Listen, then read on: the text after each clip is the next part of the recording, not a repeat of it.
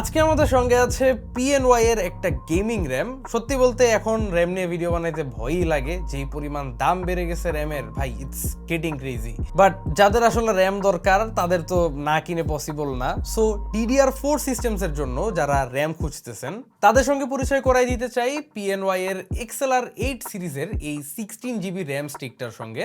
এটা একটা নন RGB RAM, so বুঝতেই পারতেছেন ইটস মোস্টলি পারফরমেন্স ফোকাসড। এখানে অ্যাস্থেটিক্সে অত একটা ফোকাস করা হয় নাই, তবে তাই বলে যে র্যামটা দেখতে বোরিং তা কিন্তু মোটেও না। It's very aggressive looking, red and black এর একটা কালার কম্বো চলতেছে এখানে, খুবই গেমারি টাইপ একটা লুক দেয়। যাদের সেটআপ একটু অ্যাগ্রেসিভ কালার স্কিমে তাদেরটার সাথে এটা খুবই মানাবে। এর ক্যাশ লেটেন্সি হলো 16 এবং ওভারক্লক করে 3200 মেগাহার্টজ পর্যন্ত পুশ করা সম্ভব।